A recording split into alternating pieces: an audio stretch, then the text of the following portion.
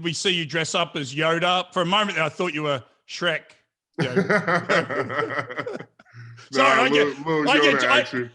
get Shrek all the time, mate. I'm like, there's a brother in me, us big guys, big heads, happy faces. I get Shrek all the time.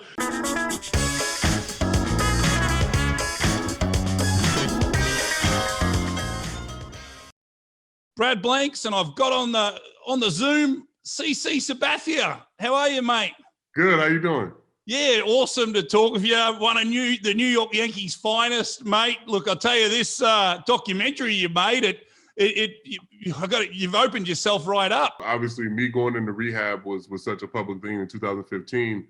I thought it'd be, even better to be able to expand on that. We did a good job of filming some of the last moments of my career in 2019, and you can't really tell the whole story without telling the beginning. So it's cool that HBO was able to pick it up and really do a great job with it. And I'm just excited that it's airing on HBO. Like, to say that I have a doc airing on HBO is pretty cool. Yeah, people will be able to think of like Tony Soprano and now CC Sabathia. Right? For sure. Yeah, two New Jersey legends, right? Yeah. No doubt.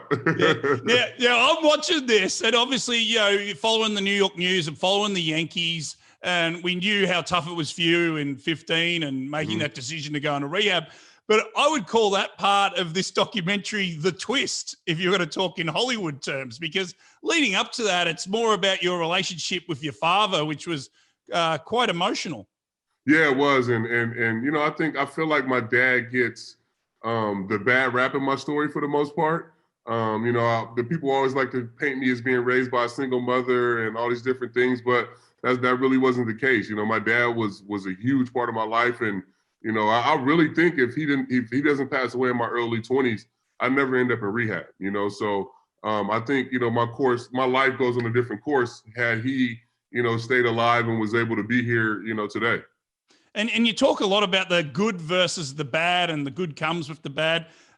So do you believe that? I have to. It's been such a big thing in my life. Ever since I was a kid. I'm always waiting for the other shoe to drop, but I guess that's what keeps me, in reality, and honestly, living one day at a time. And as an addict, as a recovering addict, that's something that I have to do, is be able to just stay in the moment, and not really, look forward or look back, and just one moment at a time. So that helps out with that. Well, as I said, the twist comes when you hit rock bottom, which is crazy that, it's amazing that you've put this on screen, that crazy weekend in Baltimore when you're meant to go do bullpen practice. And that's when was that the moment? Was that? Yeah, it really was. I mean, I think the moment was probably a little before in Toronto, when I got into that trouble in Toronto. But that weekend in Baltimore was definitely my rock bottom. And it was the first time that I really couldn't do my job because of alcohol. I had let it gotten away where I actually couldn't go out and perform. I could always go out and perform. I was a very high functioning alcoholic, you know what I mean? And to be able to not go out and do my job is when I was like, all right, enough's enough. It's deeply emotional that your father didn't get you to see you playing pinstripes, but he would have been so proud of you, right, with that first game for the Yankees when you pulled on the uniform. Yeah, I hope so. But since the time I was, 12, 13, 14 years old, that's all he ever wanted me to do, was pitch in Yankee Stadium and pitch in the Bronx and pitch in pinstripes. I didn't really get what that was. I didn't really get to feel the magnitude or how big that would be until I actually got here and put on the pinstripes. And then I was like, oh, okay, this is what he was talking about. The only thing is, like you said, I just wish he was here to actually see it and be a part of it and be on the float, because my dad was a huge personality, so he would have been taking over the whole parade. So it would have been a lot of fun to actually have him around for those moments. Yeah, another great moment is when your son actually goes, yeah, it was really weird. My dad went out and was making a speech at Yankee Stadium, and I've only really ever seen like Lou Gehrig and Derek Jeter make speeches, and there's my dad. That's pretty awesome with him saying that, right? Yeah, it is. And, my kids, they don't really see me as what everybody else sees me as, I guess.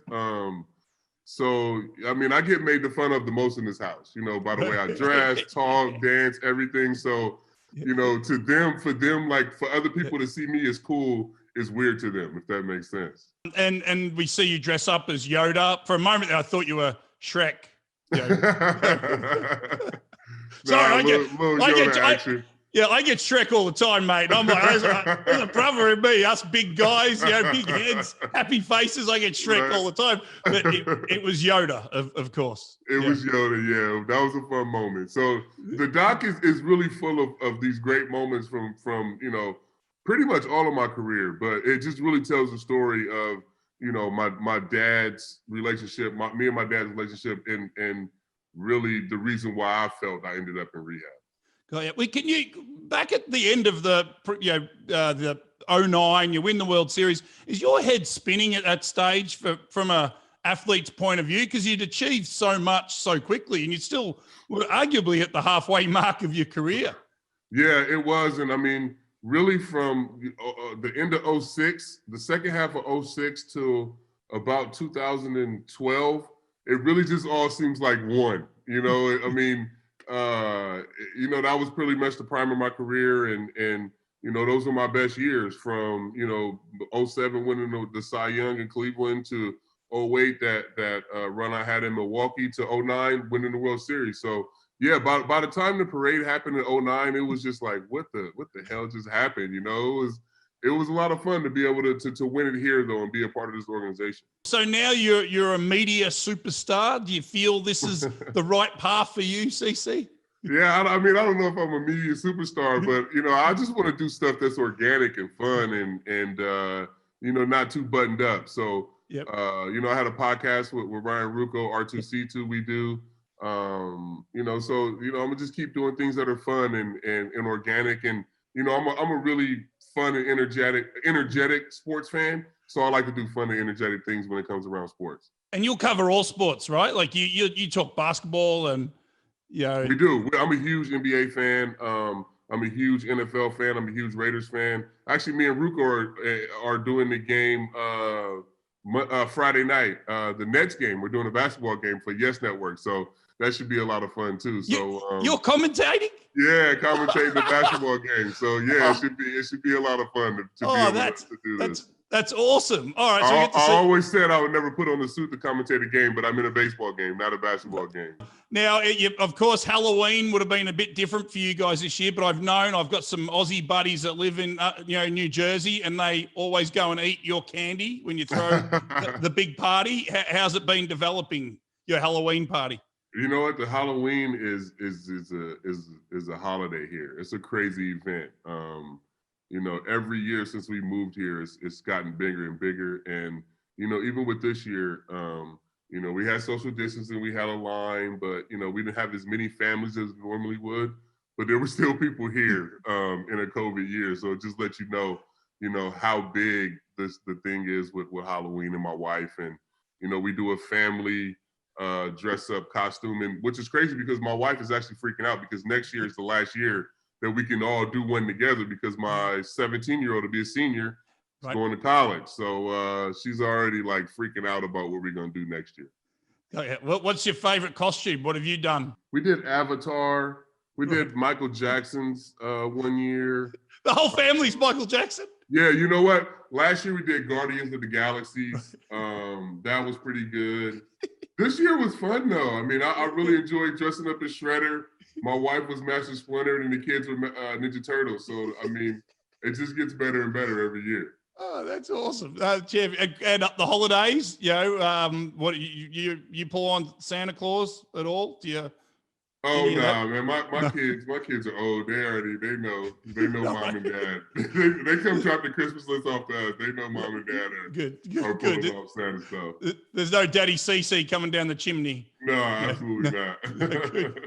Well, mate, what a documentary! It's fantastic, and you know, it's got twists and turns, and at the end of the day, you come across with some great truth. I think that's the important thing. You know, which I loved about it.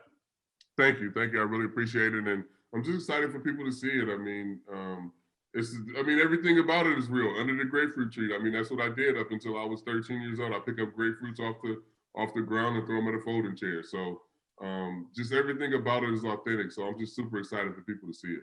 Well, CC, all the best, mate, and have a happy holidays, and we'll all watch the documentary on HBO. Yeah, so HBO, December 22nd. Thank you. Yeah, cool. See you, CC.